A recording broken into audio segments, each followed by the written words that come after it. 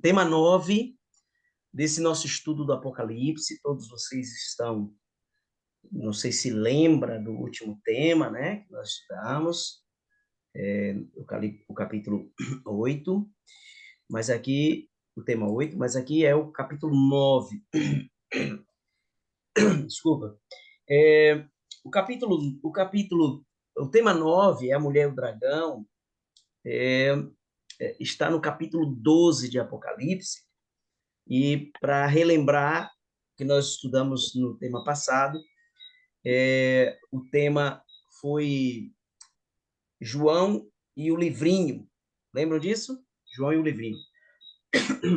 E esse é a mulher e o dragão. Se quiser acompanhar, abra sua Bíblia aí no capítulo 12 de Apocalipse. Tem algumas Bíblias que já vêm com esse título na cabeça do capítulo 12, né? A mulher e o dragão. Esse é o tema que nós vamos trabalhar hoje, tá bom? O capítulo 12 começa com a seguinte descrição, preste bastante atenção. Capítulo 12, verso 1 e 2. Viu-se grande sinal no céu, a saber, uma mulher vestida do sol, com a lua debaixo dos pés e uma coroa de 12 estrelas na cabeça, que se achava-se grávida. Grita com dores de parto, sofrendo tormentos para dar à luz. Essa é uma visão que João tem interessante, né? Porque se você parar para pensar, aqui tem algumas informações importantes, né? Desculpa. A mulher, a gente sabe que a gente já viu isso nas aulas anteriores, né? Que mulher em Apocalipse é o símbolo para a igreja. Sempre vai ser tratada como a mulher, né? Essa está vestida do sol, é, exatamente para dizer que essa mulher, a igreja, ela estava revestida de Cristo, né? E ela tinha 12 estrelas na cabeça. Essas 12 estrelas eram os 12 discípulos que estavam iniciando a igreja estava começando, né? Por quê? Porque ela estava para dar à luz. Então, essa expressão para dar à luz é, é a ideia de que a igreja está no seu começo, no seu princípio, né? No seu princípio. E aí, a gente percebe aqui algumas explicações teológicas para estas ideias, né? Então, a coroa com 12 estrelas simboliza o triunfo da igreja de Deus, os 12 apóstolos, as 12 tribos, os 12 fundamentos da cidade santa. 12 é o símbolo de plenitude. Então, tudo que é 12 no Apocalipse é plenitude.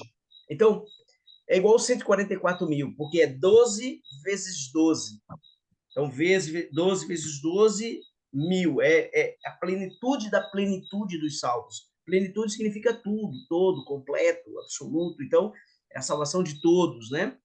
144 mil, que a gente já viu também, é todos aqueles que estarão vivos, a plenitude de todos aqueles que estarão vivos por volta, próximo da volta de Jesus. Ela então está vestida de sol, que é o símbolo da igreja, da glória que cerca a igreja, do evangelho de Cristo, do próprio Deus, do próprio Jesus Cristo ali. A lua embaixo dos pés simboliza o reflexo da luz do evangelho no Antigo Testamento, né? A base é o evangelho do Velho Testamento, tá bom? Muito bem. E aí a gente vê uma outra figura a partir do verso 3. Viu-se também outro sinal no céu, eis um dragão grande, vermelho, com 7 cabeças, 10 chifres, nas suas cabeças, 7 diademas. E aí tem um outro detalhe que no verso 4 diz assim, a sua cauda arrastava a terça parte das estrelas do céu, as quais lançou para a terra. Olha que interessante. Quando a gente vê isso, a gente vê um outro texto aqui em Apocalipse capítulo 12, que é mais ou menos assim. É como se fosse o complemento da, da ideia. Perdão, estou com um pigarro aqui na garganta, está me atrapalhando. É como se fosse um complemento do início do texto para dizer assim, quem é o dragão e o que significa essa terça parte das estrelas, ok? Terça parte das estrelas. Então, para explicar isso, no próprio Apocalipse capítulo 12 já tem essa explicação, que diz assim, houve peleja no céu, Miguel e seus anjos pelejaram contra o dragão. Aqui está dizendo quem é o dragão. Também pelejaram o dragão e os seus anjos, todavia não prevaleceram, nem mais se achou no lugar, no céu lugar deles. E aí descreve exatamente, aqui é para explicar quem é o dragão e o que são aquelas estrelas que o dragão arrasta com sua cauda. E aqui diz assim: foi expulso o grande dragão, que também é chamado de antiga serpente, que se chama Diabo e Satanás, o sedutor de todo mundo. Sim, foi atirado para a terra e com ele os seus anjos. Então, a gente entende então que a mulher é a igreja, com os símbolos da igreja, ok? Com a glória de Deus, com o reflexo do evangelho, com o dragão perseguindo. Então, é o dragão perseguindo a igreja. É o dragão querendo matar a igreja. É o dragão querendo destruir a igreja. Desde quando a igreja surgiu, Satanás está tentando destruir a igreja. O tempo todo. Ok? Agora tem um detalhe. A gente vai ver um texto mais para frente, aqui mesmo no capítulo 12, que o dragão ele não vai fazer guerra com qualquer igreja. Não são com todas as igrejas. Não é todas as igrejas que o dragão tenta devorar, destruir, matar. Não é só, não são todas as igrejas. Existe alguns detalhes aqui no capítulo 12 que nos dá embasamento para saber quais são as igrejas que o dragão vai, de fato, perseguir, para destruir, para acabar, para terminar com a igreja, tá bom? Então, o dragão ele foi expulso do céu. A gente vê isso, está nítido, muito claro aí no Apocalipse capítulo 12, a partir do verso 7. Com isso, o dragão ele foi expulso do céu, e aí a gente fica imaginando, foi para onde? Ficou vagueando pelo espaço. Irmãos, eu acredito muito que existem outros mundos habitados por seres criados por Deus, porque imaginar que um vasto universo com bilhões de galáxias, cada galáxia é com bilhões de estrelas, parecendo um vasto universo infinito, ter apenas um planeta habitado seria muita presunção nossa imaginar que só está a gente aqui, né? Então, eu imagino que o diabo ele tentou outros mundos, como veio e tentou o nosso, mas aqui ele teve vitória e se passou a ser o dominador deste mundo, né? Ele tem um domínio desse mundo. O mundo está sob o domínio de Satanás. E aí, o verso 4 diz que ele a gente leu só o primeiro pedaço do verso 4, no restante do verso 4 diz assim: e o dragão se deteve em frente da mulher que estava para dar à luz, a fim de devorar o filho quando nascesse. É interessante a gente perceber esse filho. Preste bastante atenção que diz o verso 5. Nasceu-lhe, pois, um filho varão, que há de reger todas as nações com cedro de ferro. E o seu filho foi arrebatado para Deus até o seu trono. Então, todos os teólogos, não só adventistas, mas de todas as outras igrejas, têm a mesma interpretação que eu vou dar agora. Esse filho aí, que tem três características dele aí, né? Ele rege as nações, o cedro dele é de ferro, e ele foi levado, arrebatado levado, né? Ele foi arrebatado, levado para Deus e está no trono de Deus, ok? Então, o único que foi ao trono de Deus e é chamado de filho é o próprio Jesus Cristo. Então, quando Jesus nasce aqui na Terra, Satanás vai fazer todo o esforço para tentar destruir Jesus de todas as maneiras. Por isso, é claro que a gente nunca vai ver o Satanás ele aparecer nitidamente, claramente, pessoalmente, para fazer o que ele quer, né? Ele sempre vem disfarçado, ele sempre vem com outros instrumentos, e ele usa muitos seres humanos como instrumento. Você já deve ter ouvido essa expressão, né? Foi usado por Satanás, e ele usa de fato as pessoas, e na época que Jesus nasceu, ele usou Herodes, que era tetrarca de Jerusalém na época, né? E de toda a Judéia, então ele era o tetrarca, e ele fez, quando ele ficou sabendo que estava para nascer um rei, porque os magos do Oriente veio, e ele ficou, como é que esses homens vêm de longe e está sabendo que vai vir adorar um rei, e eu não estou sabendo? Quem é esse rei? Então ele mandou matar todas as crianças de 2 anos para baixo. A gente vê isso no Evangelho. Então, foi Satanás em frente à mulher, que estava para surgir, né? E ele coloca aqui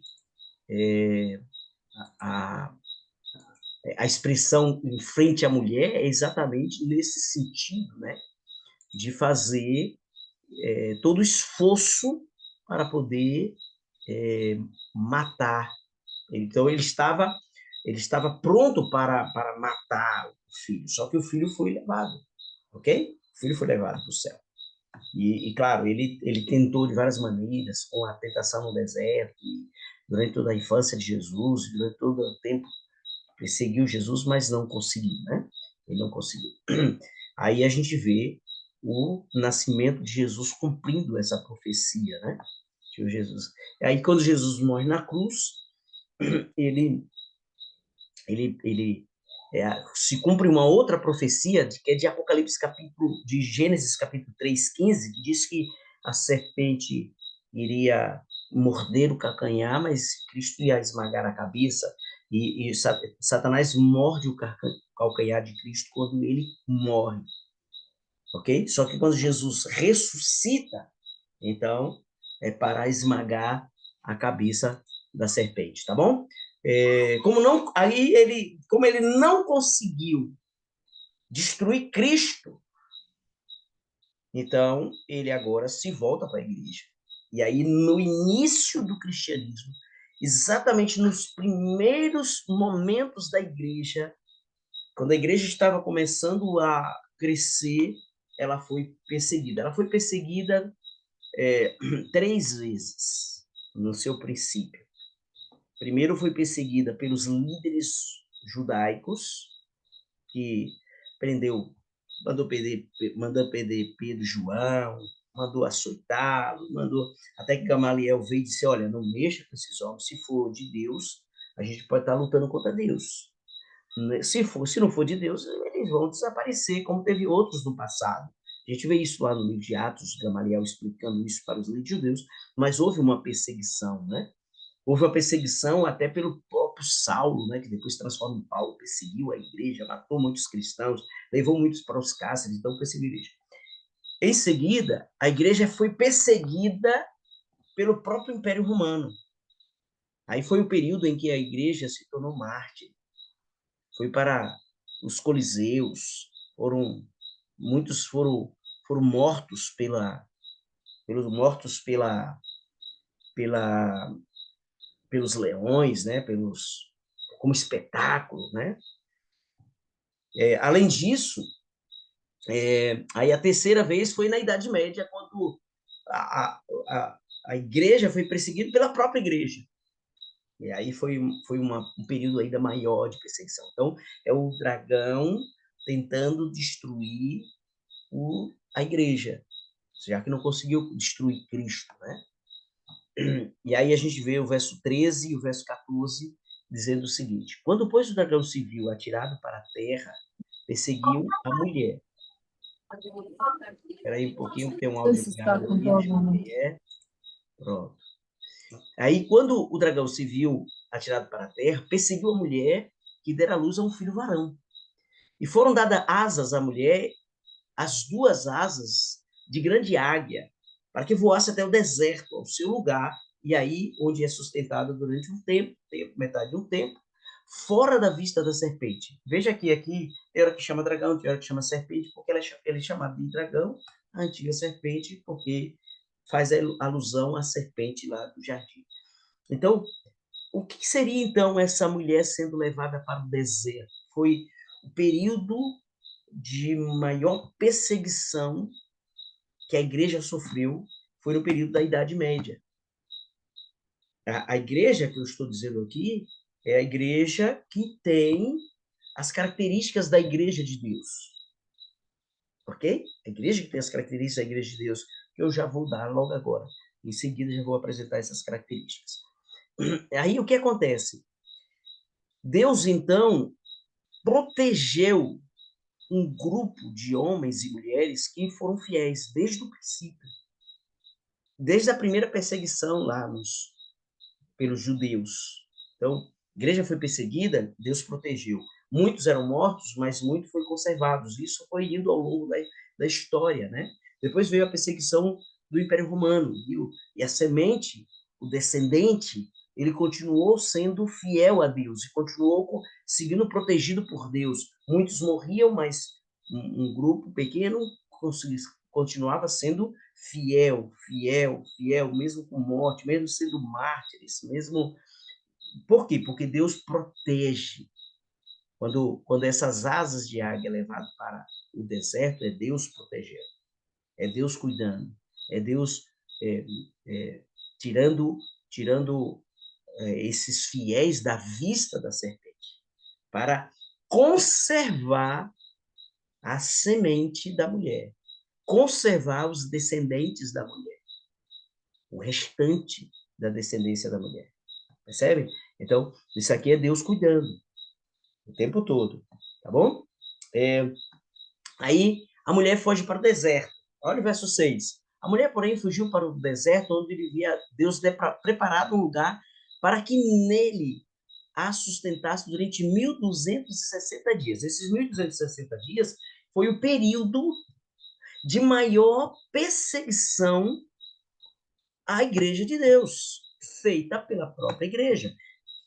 Por que pela própria igreja? Porque quando a igreja, que era a igreja representada por Éfeso, que a gente viu lá, ela, ela, ela se torna a segunda igreja, né? Ela vai para a igreja de Esmirna. Então, ela, ela, ela recebe essa perseguição, essa tribulação de 10 dias, que é a primeira fase da tribulação, até que ela se torna Pérgamo e Tiatira. No período de Pérgamo e Tiatira, a igreja ela se une, a igreja que era a igreja de Éfeso se une a Roma e deixa de ser a igreja de Deus. Percebe? E aí, desta igreja, que era para ser a igreja de Deus, saem os remanescentes fiéis. E depois eles vão ser chamados de protestantes, que vão protestar contra a igreja que se apostatou. E a gente vai ver isso aí. Mais para frente a gente vai ver esse estudo da igreja que se apostatou. Então, a igreja que se apostatou, ela deixa de ser a igreja de Deus, e a gente vai ver uma história dessa lá para frente, quando a gente estiver no capítulo, deixa eu ver aqui, onde que a gente vai ver aqui, capítulo 17, lá no capítulo 17, a gente vai ver que a igreja ela se apostatou, a igreja pura de Éfeso. E aí ela se divide em dois blocos. Ela se divide em dois blocos, e o primeiro bloco aqui se torna a igreja apóstata. Lá no capítulo 17, nós vamos explicar isso no tempo mais para frente. E a outra parte é a igreja pura. Uma vai estar vestida de vermelho e a outra vai estar vestida de branco. Então, se divide em duas igrejas. A igreja apóstata persegue a igreja fiel. A igreja que era fiel era chamada de Igreja Católica Apostólica Cristã. Quando essa igreja se apostata, ela muda de nome. Ela passa a se chamar Igreja Católica Apostólica Romana e persegue a igreja durante 1260 dias. Ok? Nesse período, foi o período que a gente chama de supremacia papal. Começou em 538, terminou em 1798. Foi durante esse período a Igreja Católica dominou o mundo inteiro através dos seus papas e perseguiu todos aqueles que queriam ser fiéis à Bíblia. Percebe? Lídia, falta 10 minutos para terminar essa primeira parte. Olha aí se tem alguma pergunta no chat, deixa anotado para a gente, quando voltar para as perguntas. A terra, porém, socorreu a mulher e a terra abriu a boca e engoliu o rio que o dragão tinha arrojado para a mulher. É Deus protegendo esse restante fiel que foi perseguido pela igreja. Esses fiéis de Deus se esconderam nas regiões montanhosas isoladas da terra. Ok? Um grupo específico foi chamado de, a gente viu isso na aula anterior, os luteranos, os valdenses, né? Um outro grupo é os próprios protestantes. E uma maneira de proteger foi aqui, quando Lutero ficou preso no castelo de Wittenberg. Era Lutero que estava querendo revelar a verdade para o mundo, sendo perseguido pelos papas que queriam esconder a verdade para o mundo.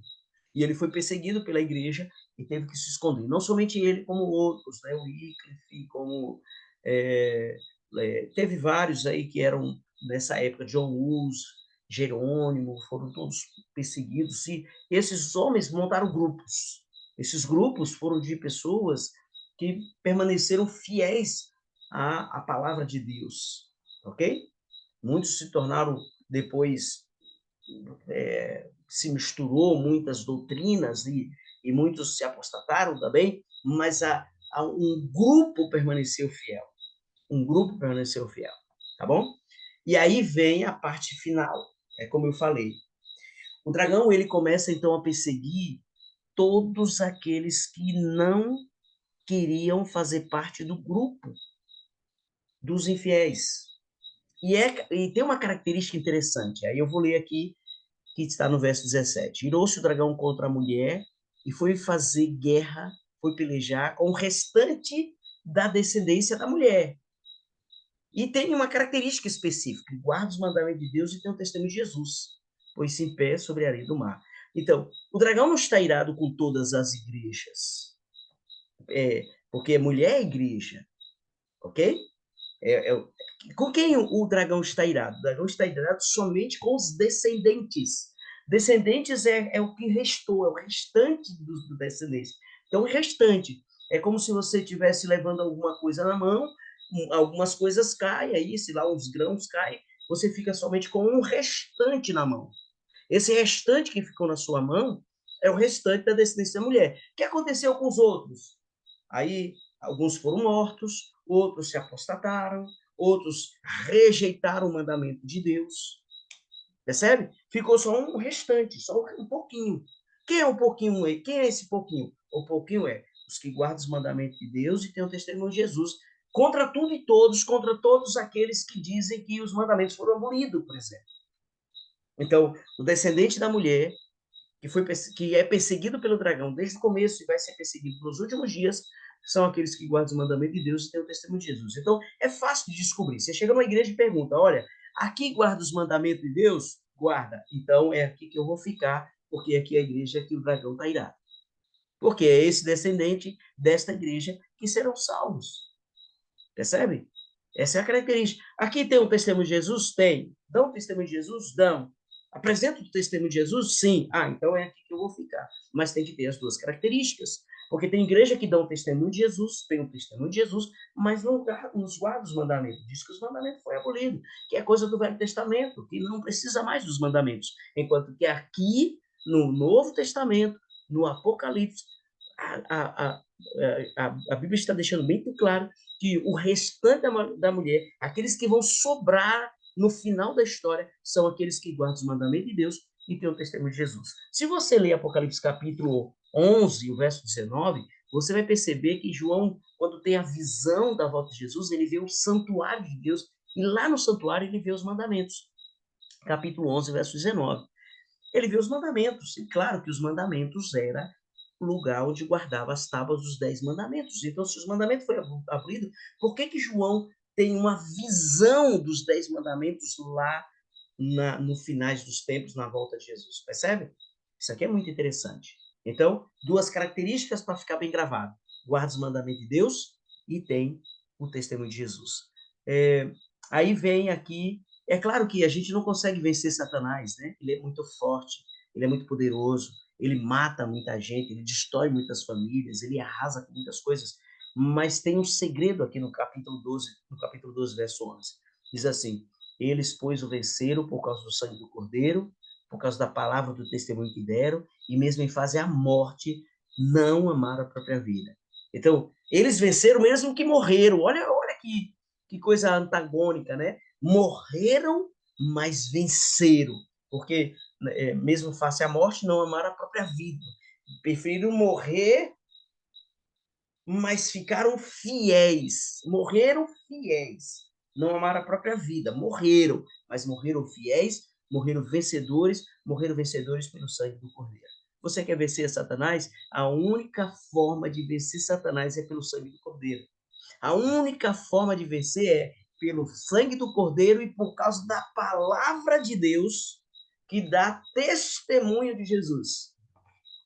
Então, quando você tem a palavra de Deus que dá o testemunho de Jesus, você crê no sangue de Jesus Cristo, que foi derramado na cruz do Calvário para te salvar, então você pode vencer Satanás. Ainda que ele te mate, mas você permanece fiel, ainda que venha perseguição e você morra por causa de Cristo, você se torna um vencedor, porque você acreditou que Cristo morreu na cruz do Calvário por você e você está morrendo por Cristo. Não esqueça disso. Que Deus te abençoe, que Deus te ajude, que você faça parte do remanescente, daqueles que guardam os mandamentos de Deus, todos eles, os 10 mandamentos, tem que ser os 10, não pode ser só 9, não pode ser 8, não pode ser 7, tem que ser os 10 mandamentos, e guarda os mandamentos de Deus, e tem o testemunho de Jesus. Que Deus te abençoe, que Deus te ajude, nós vamos encerrar essa parte, porque só falta 2 minutos, vou abrir o link novamente, e todos os que estão aqui comigo, tem aqui uma quantidade boa de gente, vocês possam entrar novamente para a gente poder responder as perguntas daqueles que ficaram com dúvidas sobre esse tema, tá bom? Que Deus abençoe e a gente se vê daqui a pouco. Eu vou abrir o mesmo link, tá bom? Até mais. Até mais, pastor. Até mais.